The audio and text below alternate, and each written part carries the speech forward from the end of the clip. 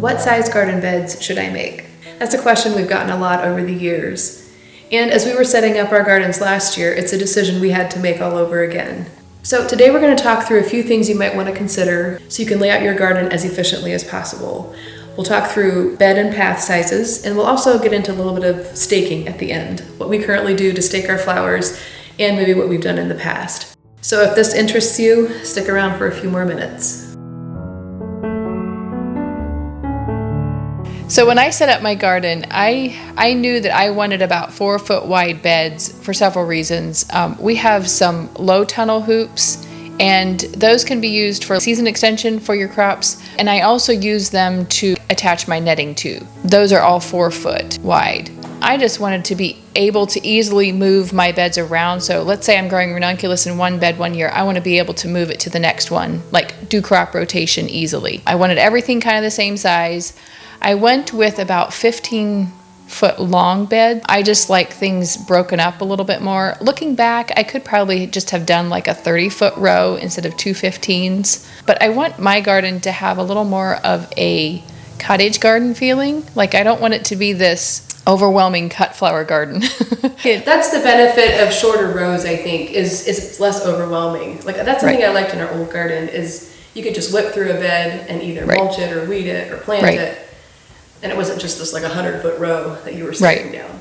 It's a mental thing. It's less efficient to have more beds. I have that middle path down the center of my garden, which takes up space. Mentally, it's a good break for me to know it's just a smaller bed. I can manage in a night or something. The other thing to think about is moving through the garden. So if you have a wheelbarrow, I like to be able to cut, not have to go all the way to the end of a 50-foot row and turn around. I like to be able to cut through the garden. So that's partly why we also do smaller, shorter beds. Yeah. My perennial beds, those are actually 3-foot wide because I knew I'd never be putting my my annuals in them. And so they could be a little bit narrower. And those are, I have little pathways between some of them, here and there where I can cut across because I want the look of one long border, but I don't want to, like you said, have to go all the way around. So that's something else you can do. If you've got a bed, you can just lay a couple stones or bricks or something to get through. A little walking path through it. Right. Yeah, that's really smart.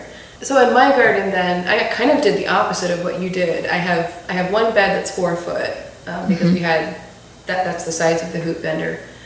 And that's just because I wasn't planning to grow a lot of crops every year that I need to extend the season on. So I have 2 at the head of the garden that are 4 foot. And then the widest bed after that is a 28-inch bed, I think. And then the narrowest one is about a 21-inch. I made 2 narrow of beds and 2 narrow of paths last year, so I took up half the garden and resized it. I made wider paths mostly, and then a little bit wider beds too. I just took out a whole bed, and I like that a lot better. I think the ideal size for me, for what I wanted to do, is about a 28-inch bed, and I can reach both sides of the bed from one. I don't have to go around and get to the other side, so I can weed, I can plant, I can tend the bed from one side. I don't know why that was a big deal, but it just feels like less work if you can do it all from one side. You probably have memories of our old garden nearly falling into the center of the bed when we went to plant. You almost tip into the center of a really, The beds sometimes feel too wide when you're cutting into them too.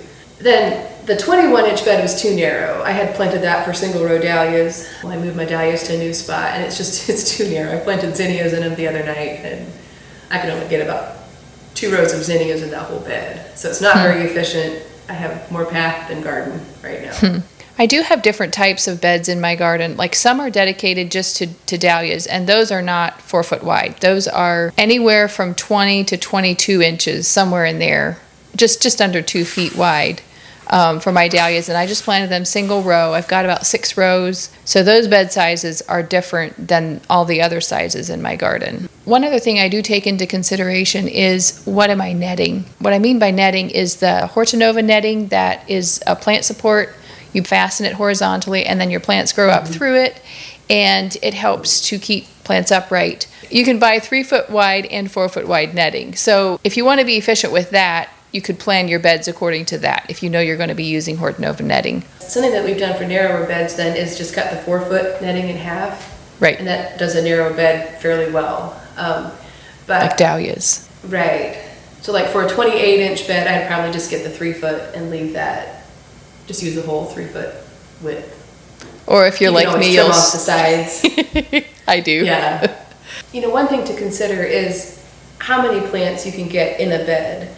And that may take a little bit of trial and error. How much? It was usually 5 spacing, right? That we did. Well, we tried. We didn't always stick to this, but when I planned them, I would plan for 6-inch, 9-inch, or 12-inch spacing for a lot of things. And so if you go with a 36, you can easily divide that by 6, 9, or 12. 48, 9 is a little off for that one. Your plant spacing might help determine your bed size. I don't plant my plants out to the very edge of the bed. I learned that lesson last year. I tried to cram them really full. I thought this is going to be good. Well, it would have maybe been okay, but I didn't stake anything. So it was just a jumble. Like there was no path. Things just kind of fell out into the pathway. I leave about usually a 5 to 6 inch gap on the side of the bed. So you don't get the whole bed to plant in. I do the opposite, and then I stake it and hope for the best. Do you not have any flop into the rows? They didn't too bad last year, no. Okay. I think I kept them cut pretty good. There was one time in the middle of summer where I had to go through and trim things up a little. It did get a little hairy. And my tomato section, I planted them way too close together and didn't stake them properly, and so... That is something I am not doing this year either. I'm planting fewer tomatoes and giving them a little more room. Yes. Planting more plants doesn't necessarily give you more tomatoes per square foot. Right. It might actually work the opposite way. Just take really good care of a few plants and you'll be fine. Which, in other news, I saved a bunch of seed and I planted them. I put them in soil blocks and none of them came up for about a week. But they're all up now. Oh, okay. Mine took a little while to come up too.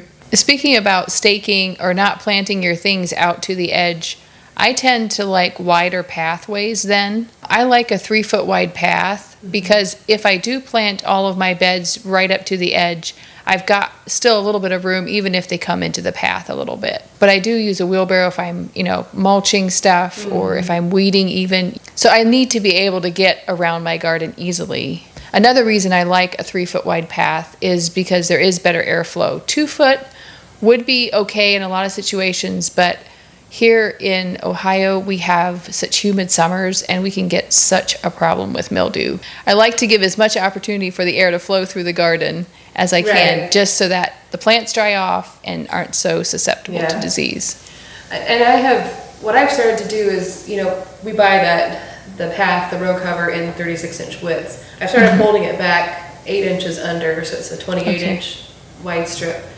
And that just gives me a little bit more bed size. Right.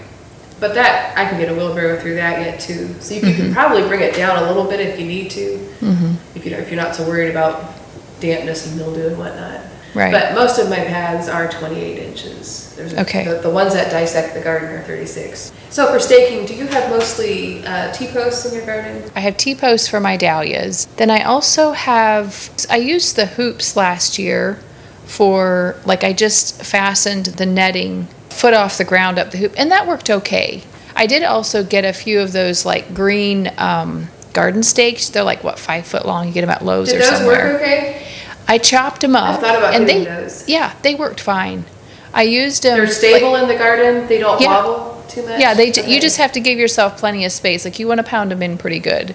But we have clay soil, and that's one beauty of clay soil is that it hangs on to stuff. Wood stakes, I like the look of those better, but they end up breaking off by the end of the season sometimes.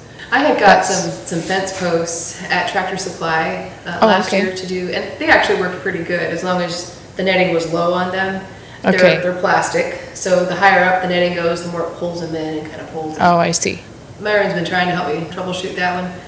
And he's making little wooden pieces to stabilize them. You know how we used to put across the T-posts? I think I'm going to get T-posts to put on the end of all my rows. So 4 for each bed, and then in the middle, to kind of support the netting, I'll use those fence posts. Sure. But those were a good idea, but they didn't end up working very well.